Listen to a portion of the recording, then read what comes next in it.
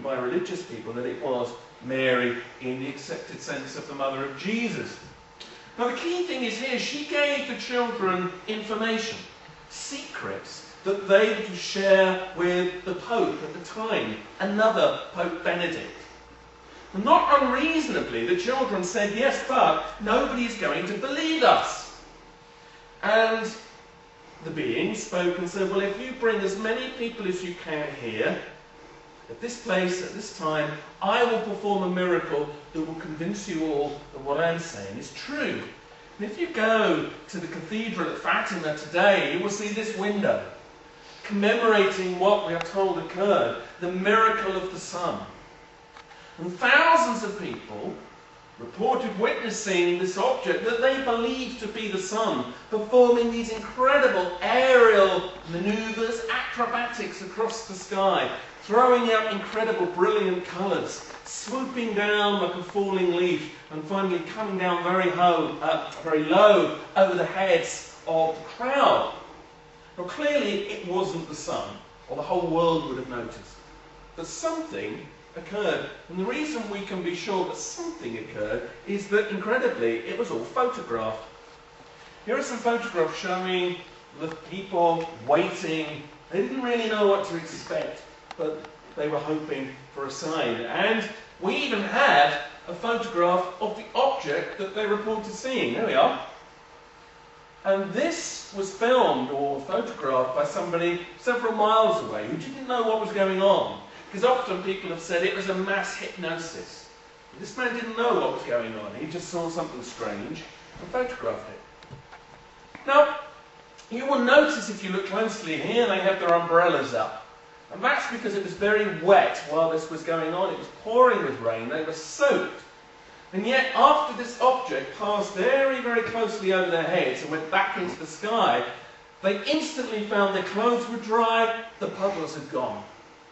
And what is so interesting is, there are two things here that are so like UFO encounters that you have to wonder if there is a connection. Because the behaviour of the light they saw is very like the behaviour of what some people call UFOs. And this sense of it drying things out when it gets very close is something that people who have had close encounters with UFOs have also reported. Now this is not to say that it wasn't the Virgin Mary, I don't know. But maybe there are closer links between what happened at Fatima and the whole UFO phenomenon than we think. But what is key here is, of course, something happened, and therefore the information that the children were given maybe needs to be thought about. There were essentially three pieces of information. The first, secret of Fatima, was again, like vereecke, a prediction of a Second World War. The second was a vision of the rise of communism, again, and a Cold War. And the third was kept secret by the Vatican for many years. And various Vatican staff dropped very heavy hints that the third secret was about something really big about to happen to the world. But then, about 12 years ago, the Vatican suddenly decided to tell us what the third secret was. But they played it down. They said that all that the third secret was in fact a vision of the assassination attempt on John Paul II in 1981. And that puzzled lots of people because they thought that does not fit with what Vatican officials themselves had been saying about it. And the person who had dropped the biggest hints of all about the real third secret of Fatima was this gentleman here. Cardinal Ratzinger as was, and of course better known today as, the Pope. Another Pope Benedict. Coincidence?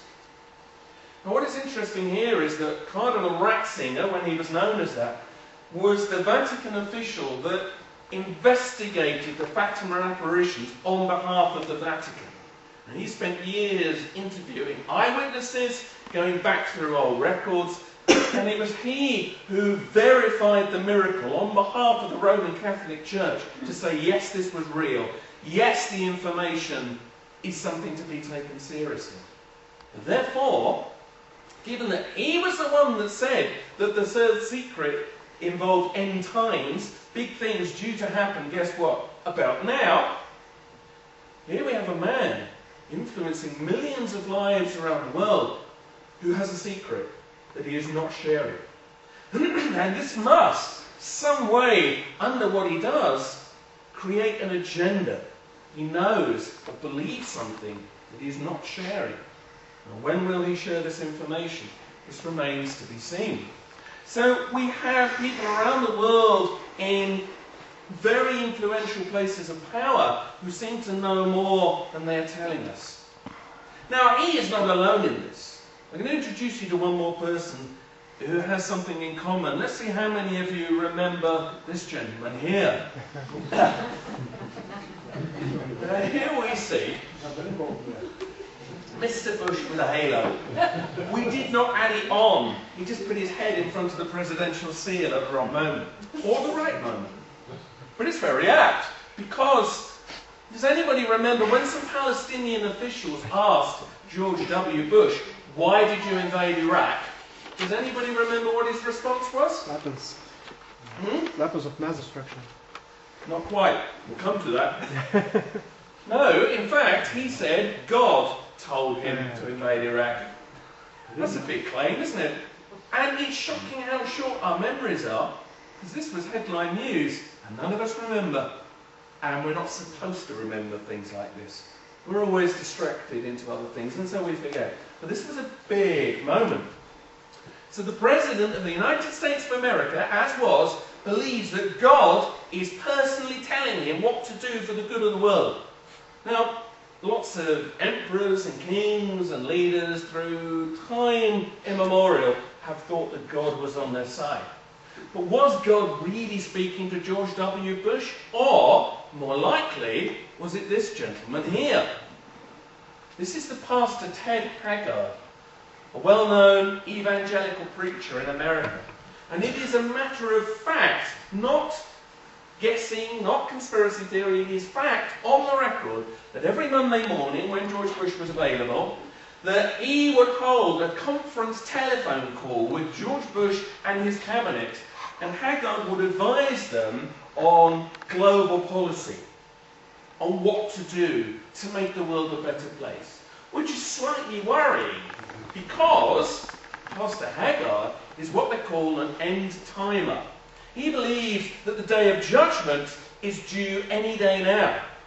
And he's one of several leading evangelicals in America who believe that not only will the final battle of Armageddon, good against evil as predicted in the Bible, not only will it happen, but that it should happen, and that it is America's duty to make it happen. Don't believe me? Read some of the books you can buy in America on this. It's really quite scary. Because you see, the end timers are waiting for the rapture. That moment where just before the day of judgment, the devout, those who've lived good, sinless lives, will be bodily lifted up into heaven. Well, this is a fairly modern belief, in fact. It really only came to be this vision